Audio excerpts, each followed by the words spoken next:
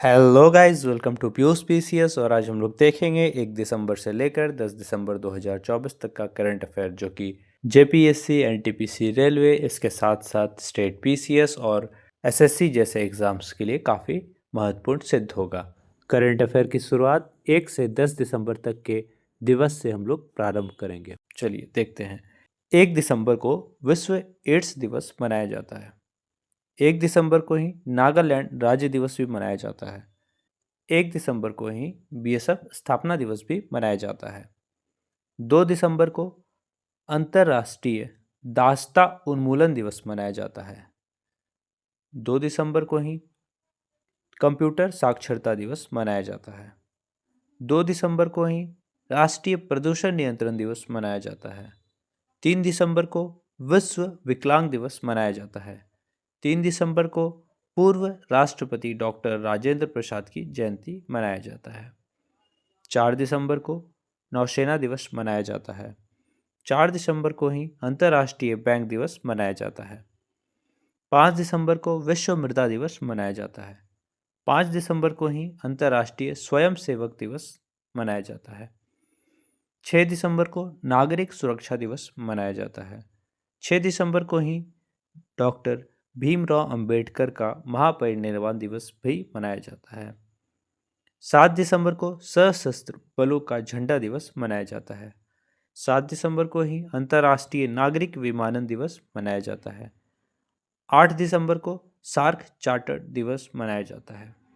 8 दिसंबर को ही भारतीय नौसेना का पनडुब्बी दिवस मनाया जाता है।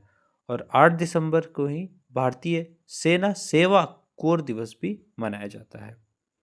9 दिसंबर को अंतर्राष्ट्रीय भ्रष्टाचार निरोधक दिवस मनाया जाता है। 9 दिसंबर को ही अंतर्राष्ट्रीय स्मरणोत्सव एवं अपराध की रोकथाम दिवस मनाया जाता है तथा 10 दिसंबर को अंतर्राष्ट्रीय मानवाधिकार दिवस मनाया जाता है। अब हम लोग प्रश्न पे आएंगे। 1 दिसंबर 2024 को अपना 60वां स्थापना दिवस मनाया सीमा सुरक्षा बल यानी बीएसएफ ने। सीमा सुरक्षा बल बीएसएफ की स्थापना कब हुई थी? 1 दिसंबर 1965 ईस्वी को। भारत और सिंगापुर के बीच अग्नि योद्धा 2024 सैन्य अभ्यास कहाँ संपन्न हुआ है? देवलाली, महाराष्ट्र में। फीडे शतरंज विश्व चैंपियनशिप 2024 में गत विजेता यानी कि उप विजेता कौन बना है? Ding Liren. और विजेता पूछे तो डी गुकेश। कौन विजेता अगर पूछे तो डी गुकेश। यूजीसी के त्वरित डिग्री कार्यक्रम का उद्देश्य क्या है? छात्रों को कम समय में डिग्री पूरी करने की अनुमति देना। 30 नवंबर 2024 को पुडुचेरी के पास कराईकल और महाबलीपुरम के बीच आने वाले चक्रवाती तूफान का नाम क्या है? फेंगल। मेगोंग महोत्सव 2024 की मेजबानी कौन सा राज्य करेगा? मेघालय। 9 दिसंबर को जयपुर में राइजिंग राजस्थान ग्लोबल समिट का उद्घाटन कौन करेगा? पीएम नरेंद्र मोदी। सरकारी डेटा के अनुसार 2024-25 की दूसरी तिमाही में भारत की जीडीपी वृद्धि धीमी होकर कितनी हो गई है? 5.4%। 4 से 6 दिसंबर 2024 तक विश्व समुद्री प्रौद्योगिकी सम्मेलन WMTC 2024 कहाँ आयोजित किया जा रहा है? चेन्नई में। राष्ट्रीय प्रदूषण नियंत्रण दिवस प्रतिवर्ष कब मनाया जाता है? 2 दिसंबर को। नवंबर के लिए जीएसटी कलेक्शन 8.5% बढ़कर कितना हो गया है? 1.82 ट्रिलियन। किस राज्य ने स्थानीय कृषि और बागवानी उत्पादकों के लिए बाजार संपर्क बढ़ाने के लिए मिशन अरुण हिमवार शुरू किया है? अरुणाचल प्रदेश। अर्जुन एरिगैसी क्लासिकल शतरंज में 2800 एलो रेटिंग हासिल करने वाले कौन से भारतीय खिलाड़ी हैं?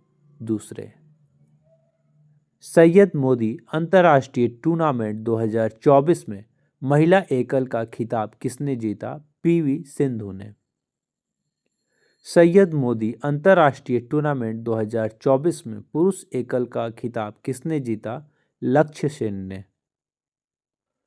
किस प्रख्यात शिक्षाविद ने 2 दिसंबर को आम आदमी पार्टी आप संयोजक अरविंद केजरीवाल की मौजूदगी में पार्टी की सदस्यता ग्रहण की है? अवध ओझा सर ने। Syed Modi international badminton tournament में किसने गोल्ड मेडल जीता? पीवी सिंधु ने। विकलांग व्यक्तियों का अंतर्राष्ट्रीय दिवस आईडीपीडी हर साल कब मनाया जाता है? 3 दिसंबर को। भारत मलेशिया संयुक्त सैन्य अभ्यास हरिमो शक्ति का चौथा संस्करण दिसंबर 2024 में कहां आयोजित किया जा रहा है? बेटोंग कैंप, मलेशिया में। रातापानी वन्यजीव अभयारण्य को किस राज्य का 8वां टाइगर रिजर्व घोषित किया गया है? मध्य प्रदेश का। यूनेस्को ने हाल ही में किस भारतीय राज्य को हेरिटेज पर्यटन के लिए टॉप डेस्टिनेशन घोषित किया है? पश्चिम बंगाल को। हाल ही में यूएसए ने यूक्रेन के लिए कितने मिलियन डॉलर की सैन्य सहायता प्रदान की? 725 मिलियन डॉलर की। सिगरेट और तंबाकू जैसे उत्पादों पर जीएसटी बढ़ाकर कितने प्रतिशत किए जाने की उम्मीद है? 35%। एशियन स्पोर्ट्स गेम में फुटबॉल में किसने कांस्य पदक जीता है? पवन कंपेली ने। 4 दिसंबर को नौसेना दिवस पर किस महत्वपूर्ण नौसैनिक अभियान का स्मरण किया जाता है? ऑपरेशन ट्राइडेंट का। नौसेना दिवस 1971 के भारत पाकिस्तान युद्ध के दौरान एक महत्वपूर्ण नौसैनिक मिशन ऑपरेशन ट्राइडेंट की सफलता का स्मरण करता है। भारत के महान हॉकी खिलाड़ी मेजर ध्यानचंद की पुण्यतिथि कब मनाई जाती है?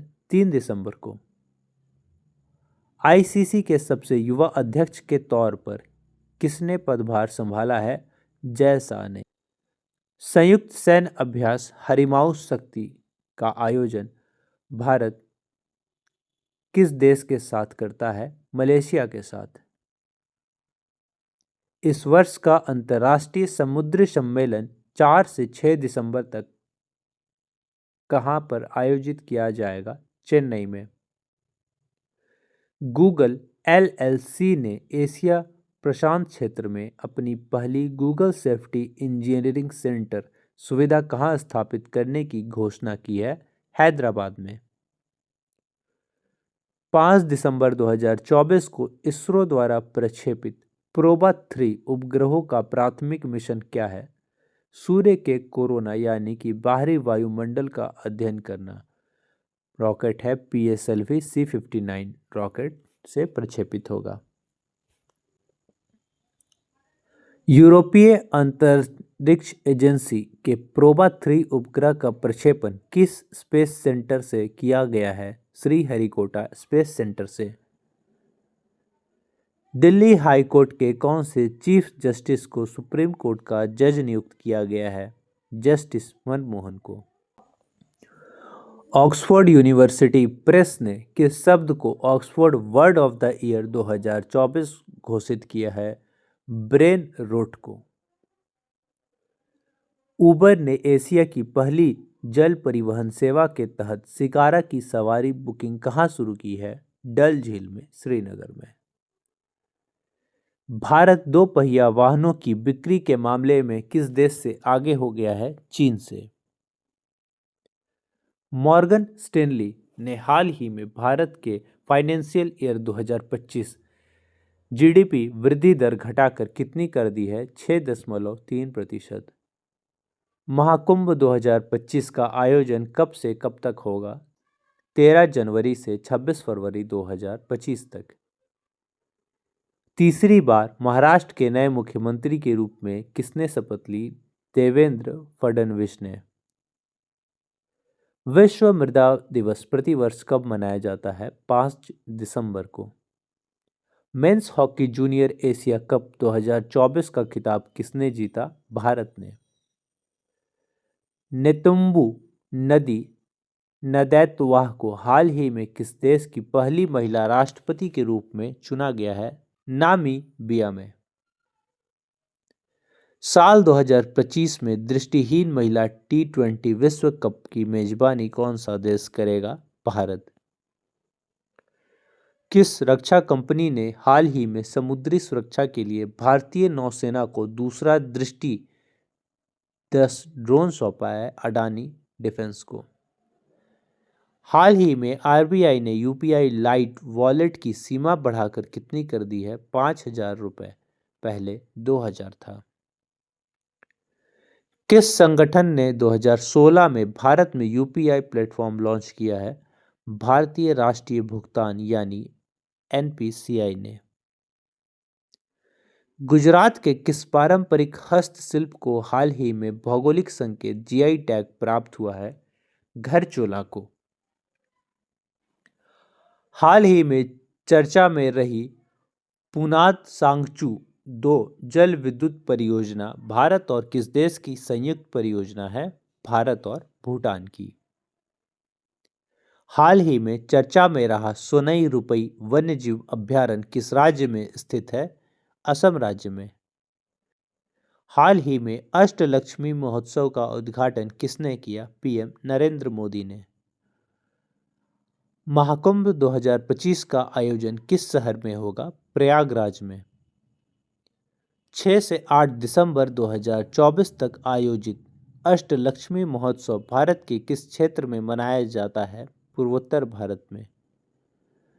हॉर्नबिल फेस्टिवल का आयोजन हर साल किस राज्य में किया जाता है? नागालैंड में। आरबीआई ने दिसंबर 2024 के निर्णय के बाद संशोधित नगद आरक्षित अनुपात सीआरआर क्या है? 4.0%। दिसंबर 2024 में आरबीआई द्वारा घोषित वर्तमान नीति रेपो दर क्या है? 6.5%।